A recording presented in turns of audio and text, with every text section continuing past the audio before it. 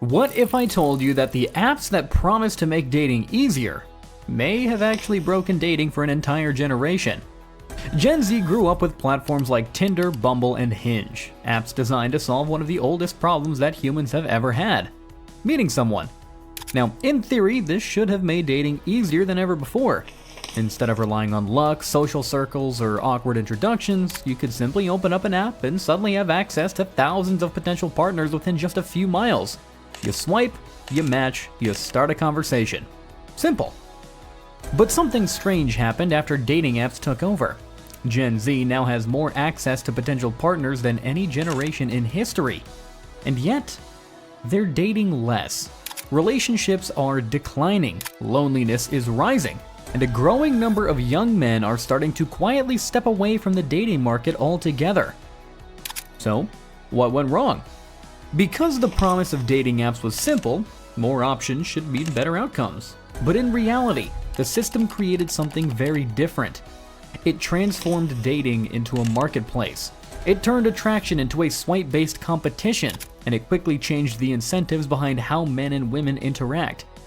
Add social media platforms like TikTok and Instagram into the mix, and dating starts to look less like a private connection between two people and more like a public performance, where awkward moments can be recorded, where dates can become storytime videos, and where thousands of strangers get to judge interactions that used to stay private. To understand why dating feels so different for Gen Z, we need to look at how these apps reshaped the entire dating landscape, how endless options changed expectations, how social media turned dating into content, and why more and more young men are starting to question whether the modern dating game is even worth playing anymore. Because once you understand how this system actually works, it becomes a lot easier to see why so many people feel like modern dating is broken. Over the past decade, researchers have noticed a sharp change in the dating and sexual behavior of young adults. According to the Pew Research Center, a growing number of young people report being single, with young men significantly more likely to be single than young women. But one statistic in particular shocked a lot of people. Roughly 1 in 3 men under 30 reported not having sex in the past year. That is a dramatic shift when compared to previous generations. For decades, the numbers between men and women were relatively similar, but in recent years, the gap has widened. More men are reporting little to no romantic or sexual activity at all. And while there are many factors behind this trend, the rise of swipe-based dating platforms happened during the exact same period that these numbers began changing. Because when dating apps become an app-driven marketplace, the dynamics of attraction start to behave more like an online economy.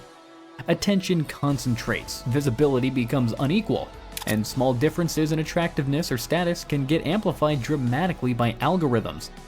In fact, internal data from Tinder has shown that a large percentage of likes tend to concentrate toward a relatively small percentage of profiles, which means the experience of using these apps can be very different depending on who you are. For some users, the apps provide constant matches, messages, and opportunities. For others, the experience can feel like shouting out into the void. But even for people, mostly women who get matches, another problem appears: attention overload. When someone has dozens or even hundreds of potential matches, it becomes harder to treat any single interaction seriously.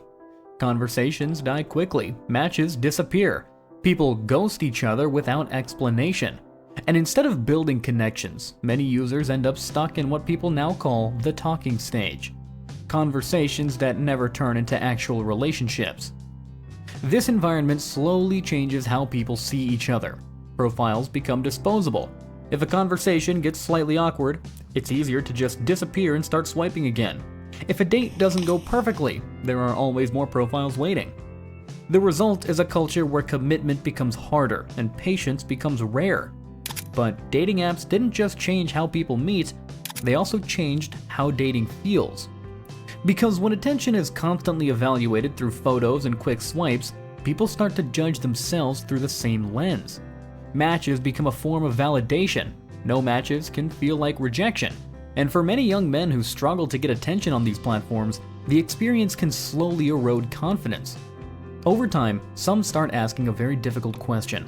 If dating apps are supposed to make meeting people easier, why does the process feel more competitive, more frustrating, and more discouraging than ever before?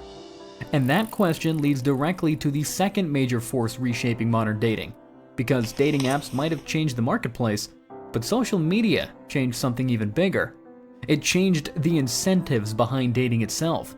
And once platforms like TikTok entered the picture, something very strange started happening. Dating stopped being a private experience between two people. It started becoming content for the internet. But dating apps are only half the story, because at the same time swipe culture was transforming how people meet, another force was quietly changing how dating works: social media.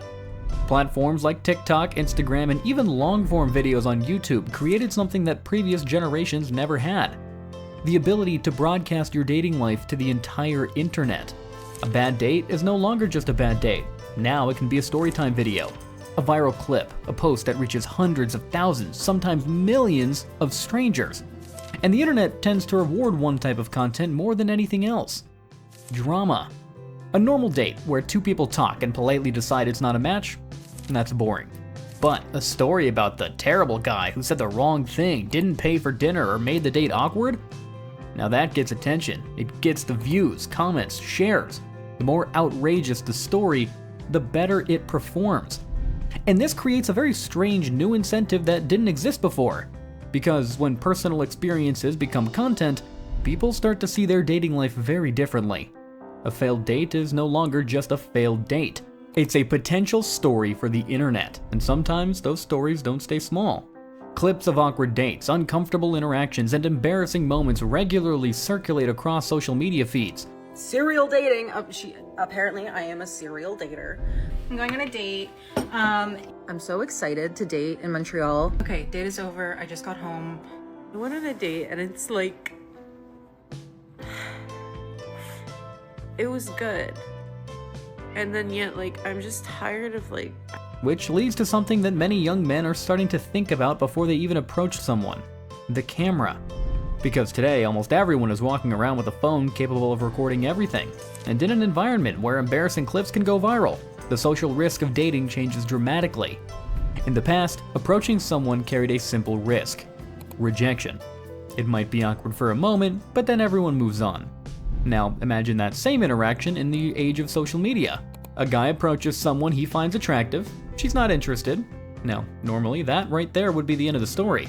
But if the moment gets recorded, posted online, and framed as, "Look at this weird guy who tried to talk to me," suddenly the interaction doesn't end there anymore. It becomes entertainment. Thousands of strangers watching, thousands of strangers commenting, analyzing from how he looked to what he said. Alright, I'm gonna go do a go. Show everyone.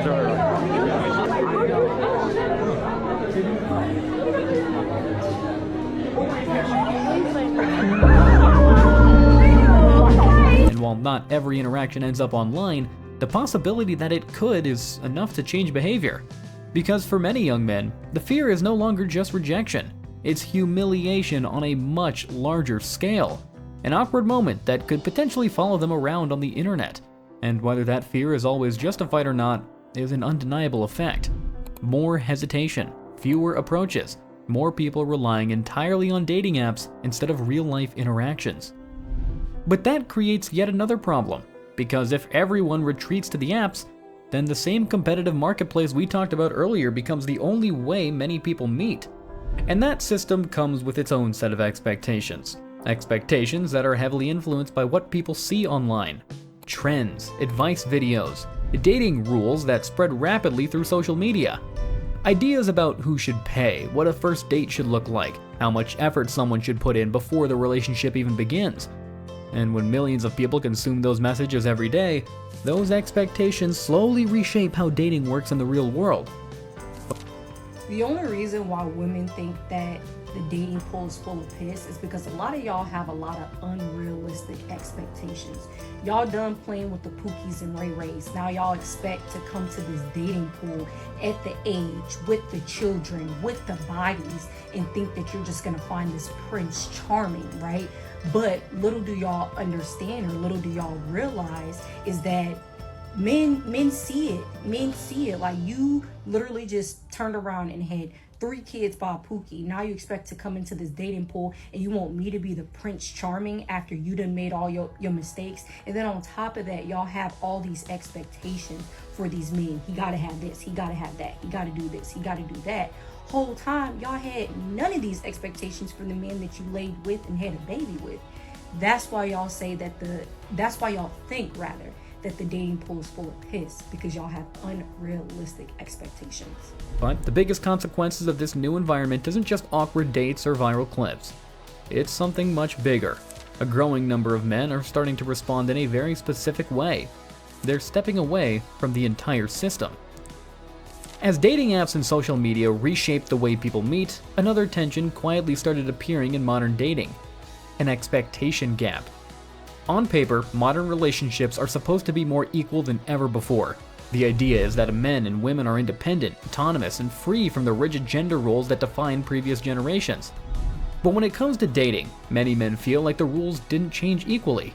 Because even in a supposedly modern dating culture, the expectations placed on men often remain very traditional. Men are still expected to make the first move, to start the conversation, to plan the date, to pay for the date, to prove themselves early on in the interaction, to play by every silly rule that entitled and overhyped women make up in their mind. Let's talk about some of the rules that I have for the men in my life. I will not drive a man anywhere. If we're going somewhere together, he can come pick me up. If I have to drive myself there, then I'm just gonna go somewhere alone. I don't pay for anything for a man. I won't pay for dinner. I won't pay for movie tickets. I won't pay for gifts. I do not buy anything for a man. If I'm going to pay for my own dinner, I'm going to eat it alone. I would much rather eat my dinner by myself. The fact that I'm allowing him to be in my presence. If I go to dinner with a man, I expect for him to pay for my dinner for me.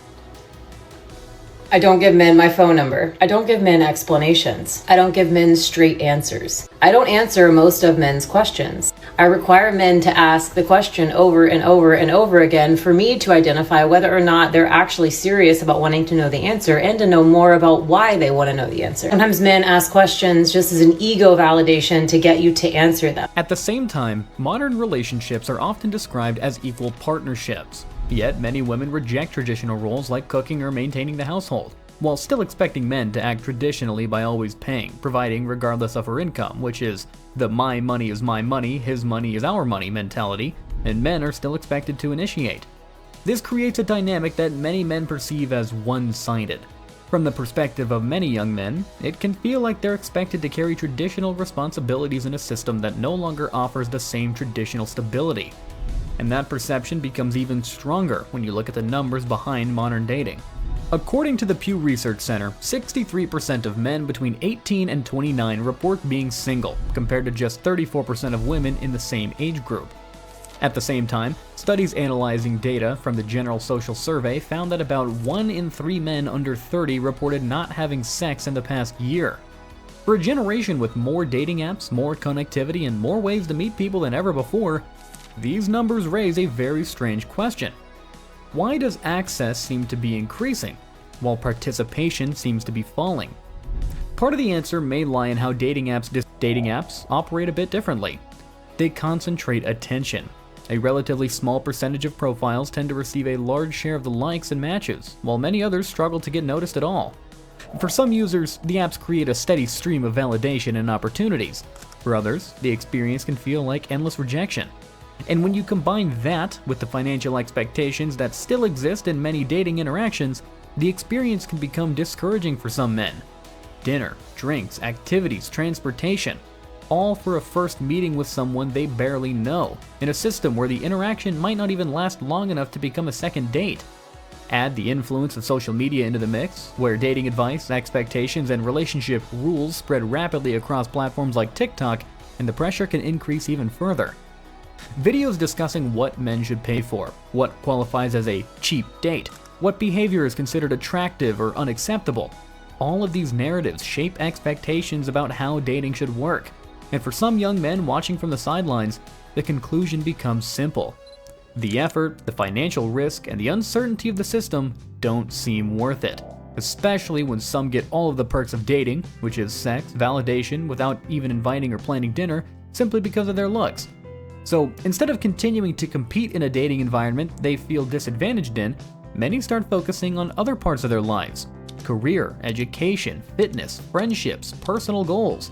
In other words, rather than trying to win a game they believe is stacked against them, they just choose to not play at all. And that quiet withdrawal may be one of the most important changes happening in modern dating.